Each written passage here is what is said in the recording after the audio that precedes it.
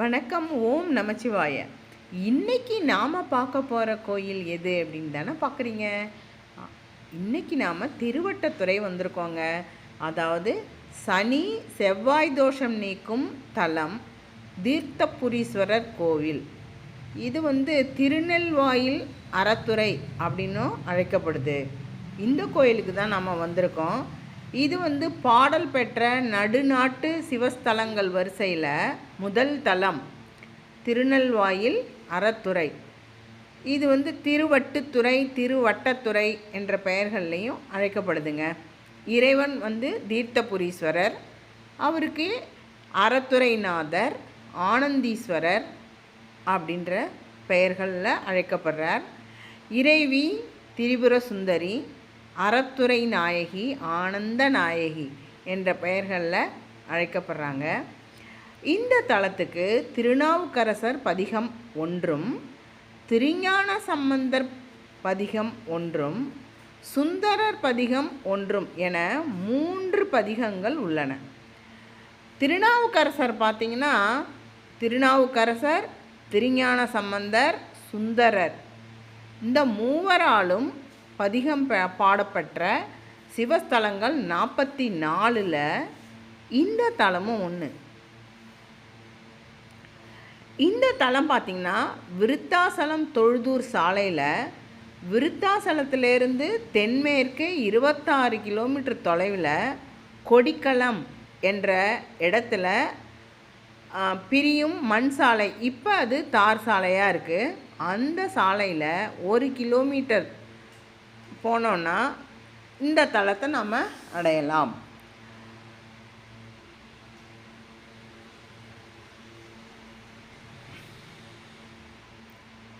அடுத்தது பார்த்திங்கன்னா, இந்த கோயில் பார்த்திங்கன்னா தினமும் காலையில் 7 மணிலேருந்து 11 மணி வரைக்கும், மாலையில் 4 மணிலேருந்து இரவு 8 மணி வரைக்கும் திறந்துருக்குங்க.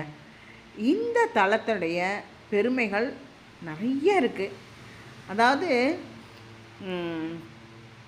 திருஞான சம்பந்தர் இருக்கார் இல்லையா, திருஞான சம்பந்தருக்கு அறத்துறைநாதர் நம்ம தீர்த்தபுரீஸ்வரர் முத்துச்சிவிகையும் முத்துக்குடையும் முத்து சின்னங்களையும் வழங்கி அருளிய தலம் இந்த தலங்க. அதாவது திருஞான சம்பந்தர் சீர்காழியில் உமையம்மை கையால் ஞானப்பால் பெற்று பதிகம் பாடி சைவ சமயத்தை சிறப்பிக்க சிவபெருமான் குடிகொண்டிருக்கும் தலங்கள் எல்லாத்துக்கும் யாத்திரையை தொடங்குறார், திரு யாத்திரை தொடங்குறார். சம்பந்தர் சிறு பாலகன் இல்லையாங்க, குழந்தையாக இருந்தார். சின்ன பாலகனாக இருந்ததுனால அவருடைய தந்தையார் என்ன செய்வார்னாக்கா, எங்கெல்லாம் கோயிலுக்கு போகிறாரோ சம்பந்தர் அங்கெல்லாம் தூக்கிட்டு போவார். அதாவது இவர் என்ன செய்கிறார் அப்படின்னா, திரு தூங்கணை மாடம் சிவஸ்தலத்தை தரிசிச்சுட்டு அங்கேருந்து திருநெல்வாயிலில் இருக்கிற அறத்துறை நோக்கி செல்கிறார். அப்போ தந்தை தோல் மீது எப்பயுமே தூக்கிட்டே போகிறாரேன்னு சொல்லிட்டு இவர் என்ன பண்ணுறார், நடந்தே வரார். நடந்தே வரதை பார்க்குறார். இது சம்பந்தர் என்ன செய்கிறாரு, தன்னுடைய சின்ன அடி நோக நடந்து வர்றதை பார்த்து எல்லாருமே என்ன செய்கிறாங்க, வருத்தப்படுறாங்க. ஐயோ, இந்த குழந்தை நடந்து போதே அப்படின்னு சொல்லிட்டு எல்லாருமே வருத்தப்படுறாங்க. திருநெல்வாயில் அறத்துறை செல்லும் வழியில் மாரன்பாடி என்ற இடத்துல ராத்திரி என்ன செய்கிறாருனாக்கா, தன்னுடைய அடியார்களோட சம்பந்தர் தங்குறார். அன்னைக்கு ராத்திரி திருநெல்வாயிலில் உள்ள அடியார்கள் இருக்காங்க இல்லையா, அந்த அடியார்கள் மற்றும் கோவில் பணியாளர்கள் கனவில் இறைவன் என்ன செய்கிறாரு, தோன்றி சம்பந்தர் கால் நோகாமல் என்னை தரிசிக்க வரணும் அப்படிங்கிறதுக்காக நான் முத்தாலான சிவிகை பல்லக்கு, முத்து பல்லக்கு, முத்துக்குடை, முத்து சின்னங்கள்லாம் அளிக்கிறேன். நீங்கள் என்ன செய்கிறீங்க, அதை எடுத்துகிட்டு போயிட்டு சம்பந்தரை போய் பார்த்து அவரை அழைச்சிட்டு வாங்க அப்படின்னு சொல்லிட்டு ஆணையிடுறார். இதே போல் கனவு சம்பந்தருக்கும் வருது. அவர்கிட்ட இந்த விளக்கங்களெல்லாம் கூறி முத்து சிவிகையில் ஏறிக்கொண்டு நீங்கள் வந்து என்னை வந்து தரிசிக்கணும் அப்படின்னு சொல்லிட்டு சிவன் வந்து ஆணையிடுறார். மறுநாள் காலையில் பார்த்திங்கனாக்கா திருநெல்வாயில் அறத்துறை அடியார்கள் எல்லாரும் கோவில் பணியாளர்கள்லாம் என்ன செய்கிறாங்க, அந்த கோயிலில் திறந்து பார்க்குறாங்க. அங்கே பார்த்தீங்கன்னா முத்து சிவிகை, முத்துக்குடை, முத்து சின்னங்கள் எல்லாமே இருக்குங்க. அதை பார்த்துட்டு எல்லாரும் பக்தி பரவசத்தால் இறைவனை கைகளை கூப்பி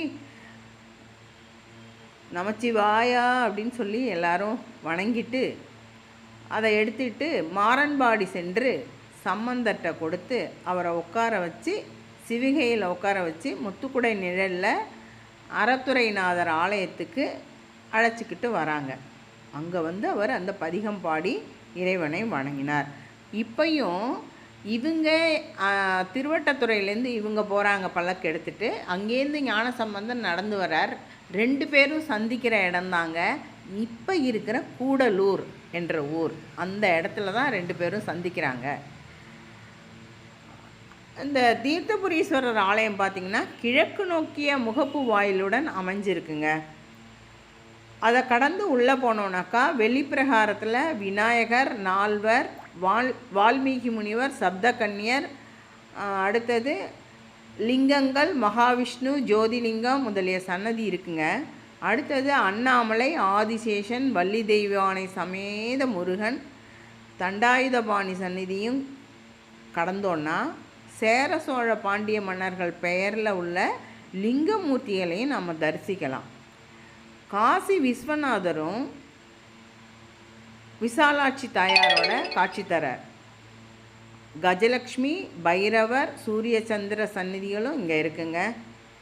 இங்கே வந்து தலவிருட்சமாக ஆலமரமும் வெள்ளாரும் நீலமலர் பொய்கையும் தீர்த்தங்களாகவும் இருக்குங்க. இந்த தலத்தில் இறைவன் வந்து சுயம்பு மூர்த்தியாக கிழக்கு நோக்கிய சந்நிதியில் அருள்பாலிக்கிறாரு. கோஷ்டமூர்த்தங்களாக விநாயகர், பிச்சாடனர், தட்சிணாமூர்த்தி, லிங்கோத்பவர், பிரம்மா ஆகியோர் இருக்காங்க. நடராசர் வந்து சிவகாமி தரிசனம், துர்க்கை, அர்த்தநாரீஸ்வரர், சண்டேஸ்வரர், பைரவர் ஆகியோர் மூர்த்தங்களை தரிசித்த பின் உள்ளே சென்றால் நாம் மூலவரை தரிசிக்கலாம். அதே போல் சனி பகவானுக்கு தனி சந்நிதி இருக்குங்க. சுவாமிக்கும் அம்பாளுக்கும் தனித்தனியே கொடிமரமும் பலிபீடமும் இருக்குது. வெள்ளாறு நதியில் வெள்ளப்பெருக்கு எடுத்தபோது அதனால் சேதம் உண்டாகாமல் இருக்கணுங்கிறதுக்காக நந்தி வந்து தலையை திரும்பி பார்க்க வெள்ளம் வடிந்தது அப்படிங்கிற ஒரு நம்பிக்கை இருக்குது. இதனால் இந்த தலத்தில் நந்தியின் தலை சற்று திரும்பி உள்ளதாக பார்க்கப்படுது. அதாவது நந்தி வந்து தலை திருப்பி தான் இருக்கிறார். அடுத்தது பார்த்திங்கனாக்கா மகாவிஷ்ணு, ஆதிசேஷன், சனி, செவ்வாய், வால்மீகி முனிவர், ஜனகர், சேர சோழ பாண்டியர்கள் ஆகியோர் வழிபட்ட தலம் இது. வெள்ளாற்றின் கரையில் உள்ள புண்ணிய துறைகளில் இத்தலமும் ஒன்று. இத்தலம் நிவா நதியின் கரையின் மேலே இருப்பதாக ஞானசம்பந்தர் கூறியிருக்கிறார். அவர் தனது பதிகத்தில் பல பாடல்களில் இத்தலம் நிவா நதிக்கரையில் உள்ளது அப்படின்னு குறிப்பிட்டிருக்கிறார். சம்பந்தர் குறிப்பிடும் நிவா நதி இன்றைய நாளில் வட வெள்ளாறு என்று அழைக்கப்படுகிறது. மக்களின் பாவங்களை நீக்க இறைவன் இங்கு எழுந்தருளி அருள்பாலிப்பதாக கூறப்படுகிறது. அடுத்தது அருணகிரிநாதர் இத்தலத்திலுள்ள முருகனை தனது திருப்புகழில் பாடியுள்ளார். திருப்புகழில் இத்தல முருகன் மீது ஒரு பாடல் உள்ளது. இத்தல முருகபெருமான் ஒரு திருமுகமும் 4 திருக்கரங்களும் கொண்டு இரு தேவியருடன் நின்ற திருக்கோலத்தில் கிழக்கு நோக்கி காட்சி தருகிறார். மயில் பின்புறம் உள்ளது. ஒருமுறை சந்திரனும் செவ்வாயும் சூரிய சந்திரர்களால் சபிக்கப்பெற்று அதன் காரணமாக எலும்புருக்கி நோய்க்கு செவ்வாயும் பெருநோய்க்கு சனியும் ஆளாகினர். அதாவது எலும்புருக்கி நோய்னா நம்ம எல்லாருக்கும் தெரியும், காச நோய். அது வந்து செவ்வாய்க்கும், பெருநோய் வந்து சனிக்கும் வந்துருச்சு. அப்போ செவ்வாய் சனி 2 பேரும் என்ன செய்கிறாங்க, பிரம்மா கிட்ட போயிட்டு இந்த மாதிரி தன்னுடைய நிலைக்கு வந்து விமோச்சனம் கிடைக்க வழி கூறும்படி கேட்குறாங்க. அப்போ பிரம்மாவுடைய அறிவுறுத்தலின் பேரில் தான் என்ன செய்கிறாங்க, பூலோகம் வந்து பல சிவஸ்தலங்களில் சிவபெருமானை வழிபடுறாங்க. இறுதியாக இந்த தலத்துக்கு வந்து கடும் தவம் புரிஞ்சு இறைவனை வழிபட்டு தன்னுடைய தோஷம் சாபம் நீங்க பெறுறாங்க. சனியும் செவ்வாயும் தங்கள் தோஷம் நீங்க இத்தலத்தில் சிவபூஜை செய்து வழிபட்டதனால சனி தோஷம் செவ்வாய் தோஷம் உள்ளவங்க இந்த தலத்து தீர்த்தங்களில் நீராடி ஈசனை வழிபட்டால் அந்த தோஷங்கள்லாம் விலகிடும் அப்படிங்கிறது ஐதீகங்க. இந்த தல விருட்சம் ஆலமரம் இருக்கு இல்லைங்களா, அது மக நட்சத்திரத்துக்கு உரிய மரம். அதனால் மக நட்சத்திரத்தில் பிறந்தவங்க இந்த தலத்தில் உள்ள இறைவனை வழிபடுறது மிகவும் விசேஷமான ஒன்றாக கருதப்படுதுங்க. இந்த தலத்துக்கு சம்பந்தர் பாடியருளிய பதிகம் எந்தை ஈசன் எம்பெருமான் ஏறு அமர் கடவுள் என்று ஏத்தி சிந்தை செய்பவருக்கு அல்லால் சென்று கைகூடுவது அன்றால் கந்த மாமலர் உந்தி கடும் புனல் நிவா மல்குகு கரைமேல் அந்தன் சோலை நெல்வாயில் அறத்துறை அடிகள் தம் அருளே என்ற பாடல் மூலமாக பாடியிருக்கிறாரு சிவபெருமான. அதே போல் இந்த பல்லக்கு கொடுத்து இது பண்ணுறாங்க இல்லையா, அந்த இது வந்து பார்த்திங்கனாக்கா அம்மன் சந்நிதியிலேருந்து நம்ம வெளில வரோம், இல்லை சிவன் சந்நிதியிலேருந்து வெளியில் வரும்பொழுது மேற்கூரையில் அழகாக அதை வந்து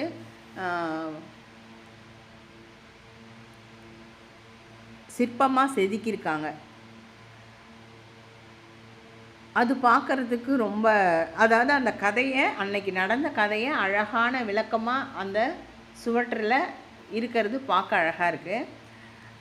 அடுத்தது பார்த்திங்கன்னா அந்த முருகர் அவ்வளோ இங்கே உள்ள அந்த சிவாச்சாரியார் வந்து அவ்வளோ அழகாக அலங்காரம் பண்ணுறார் இறைவனுக்கு. அந்த இறைவன் இறங்கி அப்படியே நம்மளை நோக்கி வர மாதிரியே அவ்வளோ அழகான அலங்காரங்கள் பண்ணி அவ்வளோ அழகாக பூஜை நடக்குது. அடுத்தது பார்த்திங்கனாக்கா நடராஜர் பார்க்குறதுக்கு அந்த ரொம்ப அழகாக இருக்கிறார். அந்த கோஷ்டம் அப்படின்னு பார்த்தோம் இல்லையா, சுற்று சுவரில் இருக்குது, அது சுற்றுப்பிரகாரத்தில் உள்ள சுவர்களில் அது ரொம்ப அருமையாக இருந்துச்சுங்க எல்லாமே. அதே போல் அம்பாள் சந்நிதியில் பார்த்திங்கன்னா விநாயகரும் சரஸ்வதி தேவி அவ்வளோ அருமையாக இருக்கிறாங்க.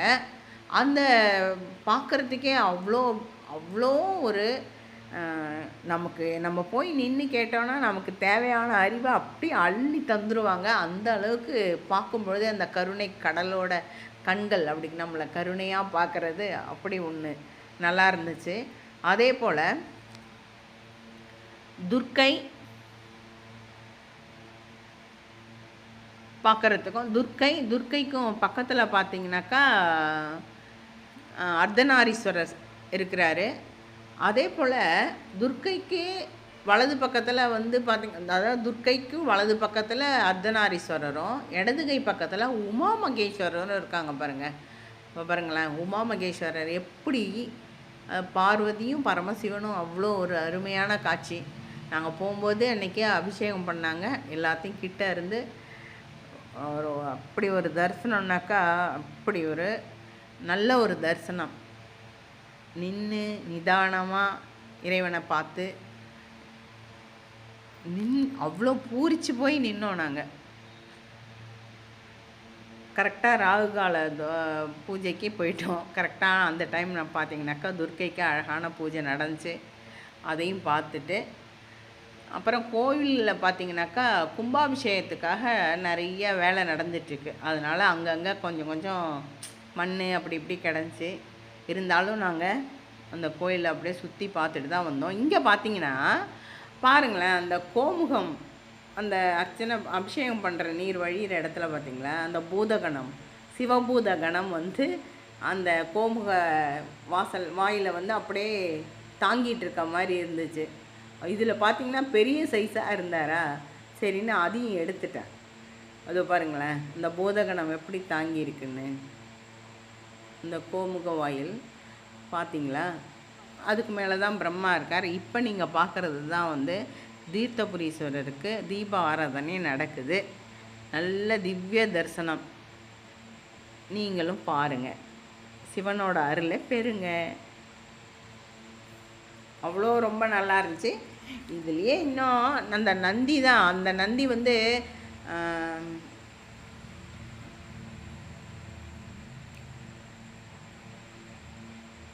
என்ன பண்ணாராம், அந்த இவங்க தேவர்கள்லாம் வந்து பூஜை பண்ணுறதுக்கு வந்திருக்காங்க. அப்போ அவங்களுக்கு தேவையான நீர் கிடைக்கிறதுக்கு இவர் தான் வந்து அந்த நிவா நதியை உருவாக்கினாராம். தன்னுடைய கும்பினால் அந்த பூமியை அப்படியே குத்தி அதுக்கப்புறம் அதில் வந்து அந்த நதியை உருவாக்குனார் அப்படின்றது ஐதீகங்க. இந்த தலம் பார்த்திங்கன்னா மூவேந்தர்கள் வழிபட்டது அது ஒரு சிறப்பு. அதாவது சேரலிங்கம், சோழலிங்கம், பாண்டியலிங்கம்னு 3 வேந்தர்களுடைய பெயர்லேயும் தனித்தனி சிவலிங்கம் இருக்கிறதும் இங்கே இந்த கோயில்